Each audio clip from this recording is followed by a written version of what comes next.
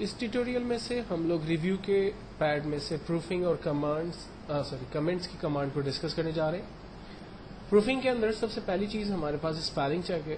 عام طور پہ ہم لوگوں نے ایکسل کے اوپر جو بھی ٹائپنگ کی ہے، اگر میں چاہتا ہوں کہ اس کی ایک اسپیلنگ چیک کروا لی جائے تاکہ اگر کوئی اس میں اسپیلنگ مسٹیکس ہیں، ایرر ہے، تو وہ میں اسی سجیشنز کمپیوٹر سے لے لوں. لیکن یاد رکھیے گا کہ عام طور پہ جگہوں کے نام اور انسانوں کے نام خاص طور پہ کمپیوٹر کی ڈکشنری میں نہیں ہوتے ہیں، تو اس لیے یہاں پر نیم کی فیلڈ کے اندر اکثر وہ اسپیلنگ کے ہمیں سجیشنز دے گا. لیکن اگر اس کے علاوہ کوئی ایسا ورڈ جو کہ انگلش کی ڈکشنری سے میچ نہیں کر رہا ہے تو وہ بھی اس کے ہمیں سجیشنز دے گا. جیسے پہلا ایک ورڈ کہتا ہے ناٹ ان ڈکشنری کنوینس، اور اس کے ڈفرینٹ سجیشن دے رہا ہے. میرے خیال سے کنوینس جو سجیشن ہے وہ مجھے ٹھیک لگ رہا ہے، تو میں اس کو اگنور کر دوں گا.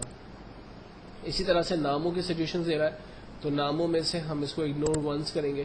اگنور ونس کا مطلب ہے کہ پورے ڈاکیومنٹ میں سے صرف اس موسا کو جو ہے وہ اگنور کریں، اور اگر ہم اگنور آل کریں گے تو پورے ڈاکیومنٹ میں جہاں جہاں پر اس کو سیم نام مل رہا ہوگا موسا، ان تمام جگہوں سے وہ اسے اگنور کر دے گا.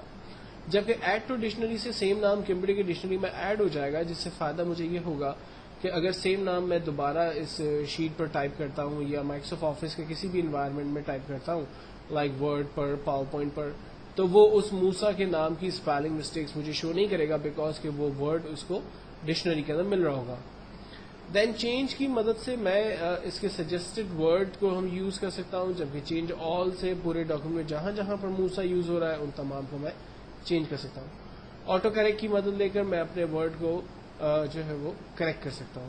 تو بہرحال فی الوقت میں موسا کو اگنور کر رہا ہوں، اویس اگنور، سلیم اگنور، اور یہ جتنے بھی انسانوں کے نام ہیں ان کو میں اگنور کر رہا ہوں، کیونکہ مجھے پتا ہے کہ کمپیوٹر کی ڈکشنری میں سے یہ سارے نام مجھے نہیں ملیں گے. دین فائنلی جب اسپیلنگ چیک کمپلیٹ ہو جائے گی تو وہ ہمیں کہے گا کہ اسپیلنگ چیک کمپلیٹ ہو گئی ہے، do you want to continue. ہم کہہ رہے ہیں no, spelling check has been complete. Then command ہے اس پروفنگ کے اندر ٹیزر. ٹیزر بیسکلی ایک ایسی کمانڈ ہے جس میں ہم ورڈس اینڈ میننگز جو ہے وہ حاصل کر سکتے ہیں یا اس کے سینونیمز جو ہے وہ لے سکتے ہیں. مثال کے طور پر یہاں پر ایک فرسٹ ورڈ آ رہا ہے میرے پاس نیو، میں نے ایک ٹیکسٹ ٹائپ کیا نیو، تو آپ دیکھیں نیو کی میننگز اور اس کے سینونیمز بتا رہا ہے. اچھا، نیو کی گرامر جو یہ ورڈ کی میننگ بتائے گا اس کی گرامر ٹائپ بھی بتائے گا. جیسے نوول جو ہے وہ اے ڈی جے ایڈجیکٹیوز ہے، اسی طرح سے اگر کوئی ورڈ ناؤن ہوگا تو این کی صورت میں دکھائے گا، کوئی ورڈ ورب ہوگا تو وی کی صورت میں دکھائے گا. فار ایگزامپل میں ایک اور ورڈ ٹائپ کر کے انٹر کرتا ہوں تو آپ دیکھیں یہاں پر اس ورڈ کی میننگس اور اس کے سینونیمز بتا رہا ہے اور اس کی گرامر ٹائپ بھی بتا رہا ہے. تو ٹیزر بیسکلی ایک بیسٹ کمانڈ ہے جس کی مدد لیتے ہوئے میں کمپیوٹر سے ورڈ اور اس کی میننگس اور اس کے سینونیمز جو ہے وہ حاصل کر سکتا ہوں.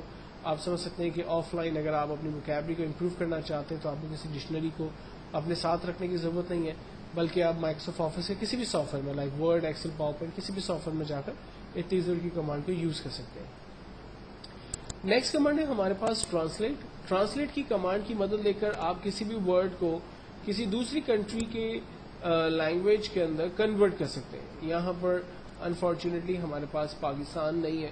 آپ کسی بھی ورڈ کی آؤٹ پٹ اگر چاہتے ہیں تو وہ ورڈ ٹائپ کریں اور اس کے جو آلٹرنیٹ ورڈز ہیں یا جو اس کی لینگویج ہے اس کو ہم لوگ یہاں پر یوز کر سکتے ہیں.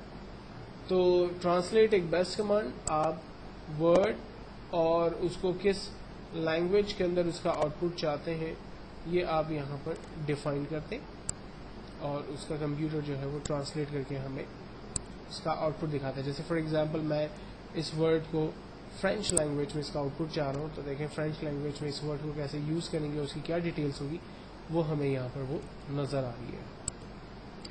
نیکسٹ کمانڈ ہے ہمارے پاس کمنٹس. ایکچوئل کے اندر آپ کو یاد ہوگا کل لاسٹ سیشن کے اندر ہم لوگوں نے پیٹی کیش کے پروگرام کو ڈسکس کیا تھا. اگر میں اس پیٹی کیش کے پروگرام کا ٹوٹل آنسر اپنے ایکسپینسز کا نکالتا ہوں تو مجھے پتہ چلا کہ یہ 1059 ٹوٹل ایکسپینس ہے. اگر اس ٹوٹل ایکسپینس کے اوپر میں کوئی کمنٹ دینا چاہتا ہوں کہ لائک یہ for the month of like September year 2010، تو میں نیو کمنٹس پر جا کر کوئی بھی کمنٹس ایڈ کر سکتا ہوں. لائک میں نے لکھا منتھ آف سپٹمبر 2010. یہ کمنٹس جو ہے وہ ہمیں پرماننٹلی نظر نہیں آتے. اس کی اچھی بات یہ ہے کہ یہ ایک انڈیکیٹر مارک کی صورت میں ہمیں نظر آتے ہیں، اور ماؤس رکھنے سے یہ کمنٹس باکس پرماننٹلی اسکرین پہ نظر آتا ہے.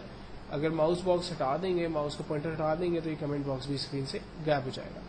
اگر آپ انڈیویجول ہیڈ کے اوپر, فار ایگزامپل یہ کنوینس پر 350 روپیز خرچ ہوئے, تو 350 روپیز کنوینس پہ کیوں خرچ ہوئے, تو میں یہاں پر دیکھ سکتا ہوں. فار ایگزامپل مانیٹر ریپیئرنگ کے لیے جو ہے وہ ہم نے پرسن کو بھیجا تھا. یہ 600 روپیز جو ہے وہ فار ایگزامپل ہمارا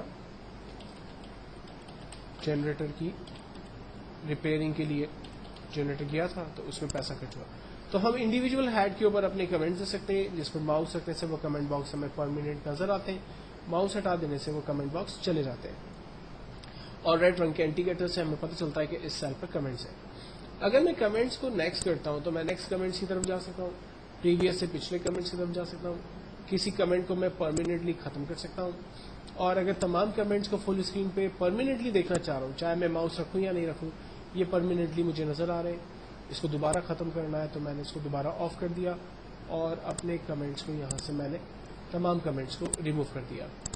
تو ایک بیسٹ کمانڈ جس کے ذریعے آپ ٹیکسٹ یا سیل کے اندر کمنٹ دے سکتے ہیں جو ایز پر ریکوائرمنٹ آپ کو نظر آئیں گے. یہ انڈرسٹوڈ سی بات ہے کہ یہ کمنٹ جو ہے وہ پرنٹ پر نظر نہیں آئیں گے, کیونکہ یہ جو ہے وہ سافٹ کاپی, یعنی جب آپ ایکسل کے اوپر کام کر رہے ہوں گے سافٹ میں, تو آپ جب پوائنٹر رکھیں گے اپنے سیل کے اوپر تو یہ کمنٹس آپ کو ایگزیکٹلی نظر آئیں گے. اس کے بعد پروٹیکٹ ڈاکیومنٹ کی کمانڈ کو میں پہلے ہی آپ کے ساتھ ڈسکس کر چکا ہوں, تو میں ریکمینڈ کروں گا کہ آپ میرے پریویس ٹیوٹوریلز چیک کریں, اس میں آپ کو پروٹیکٹ سے ریلیٹ تمام آپشنز مل جائیں گے.